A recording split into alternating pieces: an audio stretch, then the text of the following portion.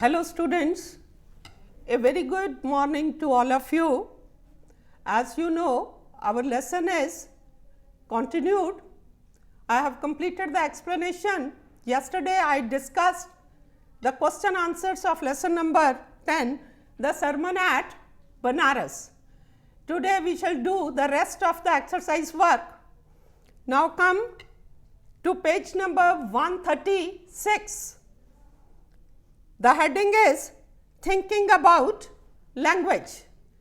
Here your first question given is, this text is written in an old fashioned style, for it reports an incident more than 2 millennia.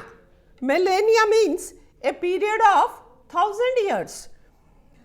Look for the following words and phrases in the text and try to rephrase them in more current language based on how you understand them. So, what work is asked to us to do? That this is written 2 millennia ago, 2000 years ago, and now what we have to do? We have to go through the lesson, and wherever this language is used, we have to give the answer in the modern language, how we understood it. We have to write that. Some of the words are given here, phrases are given here. First, give the medicine for thy child. When she goes to Buddha and requests for what? The medicine. Here the sentence in modern language will become, give you the medicine for your child. In place of the, you have to use the word you. Give you medicine for, second time thy stands for your child. THY, thy stands for your child. This is a modern language. Current language. Then, pray tell me. We have to rephrase it. Pray tell me here means please tell me. Here she is requesting. She is begging for medicine. So, you can say, please tell me. She begged, please tell me. Kissa repaired to Buddha. The third phrase, Kissa repaired. Repaired here means went. You can write it, Kissa went to the Buddha. Next sentence, there was no house, but someone had died in it. What does it stand for? It means that there was not a single house where no one had died. Next, kinsman. Kinsman stands for the relatives. Next, mark. Sign of exclamation is also given here. Mark. Mark here stands for observe, stands for note. This was the answer of your question number 1. I have rephrased all the phrases and the words. Question number 2, you know that we can combine sentences using words like, किस तरह के शब्द? Like, and, or, but, yet, and then. But sometimes no such word seems appropriate. Without using these words, even then we can say a sentence. In such a case, we can use a semicolon or dash. Instead of these words, conjunction words, what we can use? We can use a semicolon or the dash to combine two clauses. For example, first I may tell you that semicolon and dash, these are the punctuation marks. What is semicolon? Semicolon, in Hindi you can call it ardhaviram. The symbol of semicolon, a dot and a small comma here. This is a symbol of semicolon. What is semicolon? Semicolon is a mark used in writing for separating parts of a sentence or items in a list. Then number 2 is dash. In Hindi you can call it choti rekha, a small line.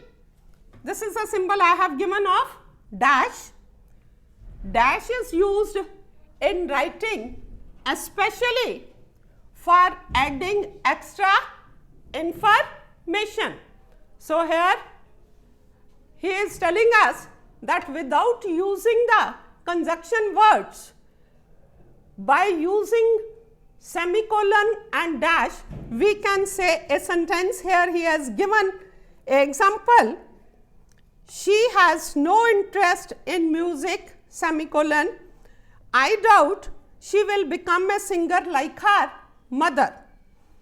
In the second part, second class, here gives the speaker's opinion on the first class. So without using conjunction, the word is said. Now work is given to us to do. Here is a sentence from the text that uses semicolons to combine clauses. Break up the sentence into 3 simple sentences. We have to break the sentence. Can you then say which has a better rhythm when you read it? The single sentence using semicolons are the 3 simple sentences. A opinion is asked which gives the pleasant rhythm. A single sentence are the 3 separate sentences. First we will break it. For there is not any means by which those who have been born can avoid dying. Semicolon. After reaching old, there is death, semicolon. Of such a nature are living beings, full stop. Using the semicolon, the whole thing is written in a single sentence. Now we have to break it in 3 sentences. Number 1, there are no means by which the born can avoid dying, full stop. Number 2, after no means by which after old age there is death. This is the second one. And number 3, such is the nature of all living beings. So these were the 3 broken sentences. Now a question is raised, which gives the better rhythm? So we can say a single sentence give us the better rhythm. Then next is this was thinking about language. Next is the speaking. Speaking is also a part of your examination. The Buddha's sermon is over 500 years ago old. Given below are 2 recent texts on the topic of grief. 2 texts are given on the topic of grief. In the lesson we have seen how one can overcome grief. Read the text, comparing them with each other and with the Buddha's sermon. Do you think the Buddha's ideas and the way of teaching continue to hold meaning for us? Both we have to go through, and after that, both the text we have to go through, and after that we have to tell whether it is applicable even in today, keeping in view Buddha's sermon. Do you think the Buddha's ideas and the way of teaching continue to hold meaning for us even today? Whatever was said 100 years ago, that has the utility even today? Or have we found better ways to deal with grief? Discuss this. So the first text is a guide to coping with the death of a loved one. How one can become a guide to coping with the death of a loved one. Martha is having difficulty sleeping lately and no longer enjoys doing things with her friends. Martha lost her husband of 26 years to cancer a month ago. What has happened to her? Her husband age 26 year due to cancer. He died, and now she has difficulty. She cannot sleep at night, and even she does not enjoy things to do. Anya, age 17, does not feel like eating and spends the days in her room crying. The second, Anya, age is 17 years, she does not feel like eating and spends the days in her room crying. All the time she spends weeping. Her grandmother recently died. What has happened to her? Her grandmother had expired. She is so attached to the grandmother that she does not enjoy anything. She weeps all the time. Both of these individuals are experiencing grief. What they are experiencing? Grief. Grief related to death they are experiencing. Grief is an emotion natural to all type of loss or significant change. Grief is not only due to the death, there are other reasons also. Any type of loss gives us the grief. So, grief is an emotion natural to all type of loss. Feeling of grief, how one feels grief. Although grief is unique and personal, a broad range of feeling and behaviors are commonly experienced after the death of a loved one. Different ways how one feels grief. Number 1, sadness. This is the most common, and it is not necessarily manifested by crying. Manifested means shown. The first is, most common is that one feels sad, but it is not must that one may express his or her sadness only by weeping or crying. Number 2, anger. This is one of the most confusing feeling for a survivor. Survivor, one who is living, one who is left. This is most confusing. There may be frustration at not being able to prevent the death and a sense of not being able to exist without the loved one. Anger is there. Why? Due to 2 reasons he has given. First is, why I was not able to prevent death, why I was not able to provide all the facilities to cure the disease so that my near and dear can survive.